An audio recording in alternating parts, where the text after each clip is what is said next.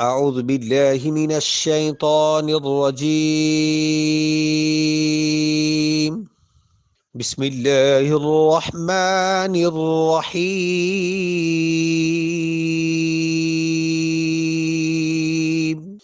يا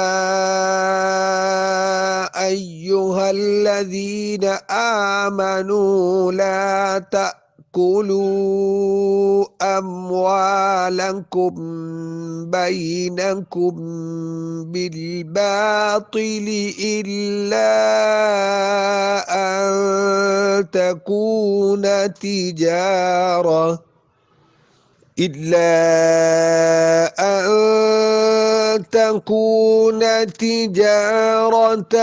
عن تراض منكم ولا تقتلوا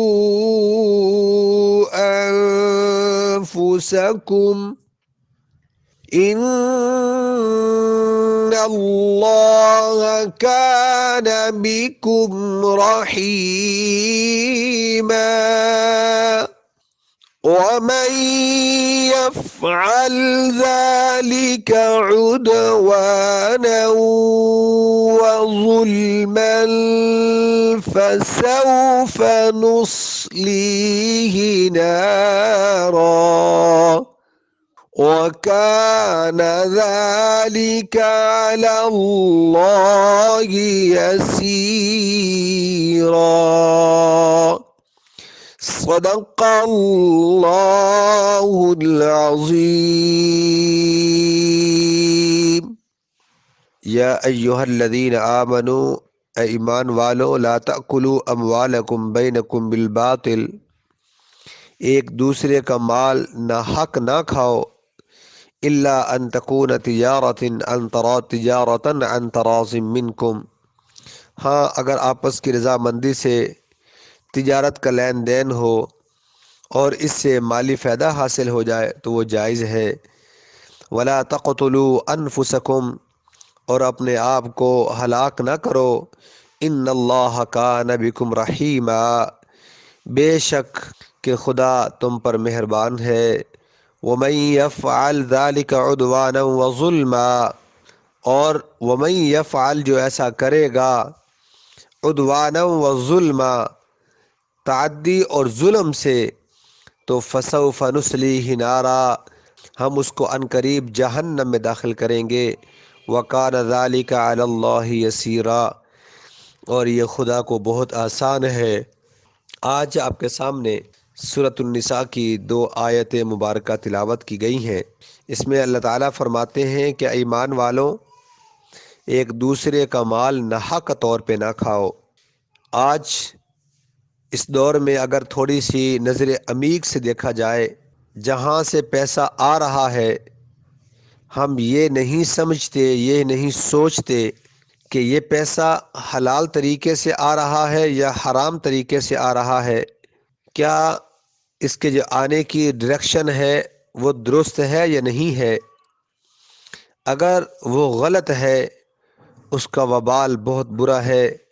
وہ پیسہ، ان کی جو چیزیں خرید رہے ہیں ہم، وہ در حقیقت اپنے اوپر، اپنی اولاد کے پیٹوں میں، اپنے گھروں کے اندر ہم آگ جو ہے وہ بھڑکا رہے ہیں، آگ جو ہے وہ جلا رہے ہیں۔ بظاہر تو وہ بڑا اچھا محسوس ہوتا ہے، لیکن انجام کے اعتبار سے وہ آگ ہے۔ ایک مشکات شریف کے اندر ایک روایت ہے کہ ان سعید بن زید قال قال رسول اللہ صلی اللہ علیہ وسلم من اخذ شبرا من الارض ظلما فانه یطوفه یوم القیامت من 7 ارضین، متفق علیہ۔ یہ حدیث نمبر 2811 ہے۔ حضرت سعید بن زید رضی اللہ تعالی عنہ سے روایت ہے کہ رسول اللہ صلی اللہ علیہ وسلم نے فرمایا، جو شخص از راہ ظلم ایک بالشت، یعنی ایک آپ فٹ کہہ سکتے ہیں، اور اس سے بھی کم، جس نے کسی کی زمین ظلماً لے لی، قیامت کے دن 7 زمینوں تک اس کے گلے میں بطور توق ڈالی جائے گی اور اس کو نیچے 7 زمینوں تک ایسے دھنسا جائے گا، دھنسایا اس کو جائے گا۔ اس حدیث سے اور قرآن کی اس آیت کو سامنے رکھتے ہوئے ہم نے اپنا محاسبہ کرنا ہے، ہم نے اپنے اوپر غور کرنا ہے۔ کیا ہم نے کسی کا کوئی حق تو نہیں دینا؟ کسی کے ناجائز حق کا تو ہم قابض نہیں ہیں، ہم نے قبضہ نہیں کیا ہوا۔ اگر کوئی چیز ایسی ہے تو ہمیں اس سے بچنے کی پوری کوشش کرنی چاہیے اور اللہ سے آج ہی توبہ کرنی چاہیے، صدق دل سے، پکے سچے دل کے ساتھ، عزم مصمم کے ساتھ ہمیں توبہ کرنی چاہیے، اور جس کا حق دینا ہے اس کو حق واپس لٹانا چاہیے۔ ایک زمین یاد رکھیے گا، یہ نہ آپ کے کام آئے گی، نہ آپ اس سے سکون حاصل کر سکیں گے، نہ آپ کی اولاد کے یہ کام آئے گی، نہ آپ کی اولاد اس سے سکون حاصل کرے گی، بلکہ لڑائی جھگڑے ہی سے پیدا ہوں گے، خرابیاں ہی پیدا ہوں گی، خاندان اس سے دور ہوتا چلا جائے گا، رنجشیں پیدا ہوں گی۔ جو چیز حرام سے آئی ہے اس کا کیسے ٹھنڈا اثر ہو سکتا ہے، وہ کیسے ٹھنڈی ہوا دے سکتی ہے؟ لہذا اس سے بچنے کی پوری کوشش کیجیے گا۔ اللہ تعالیٰ سے دعا ہے کہ اللہ تعالیٰ ہم سب کو قرآن و سنت کے مطابق زندگی گزارنے کی توفیق عطا فرمائے۔ وآخر دعوانا ان الحمد للہ رب العالمین۔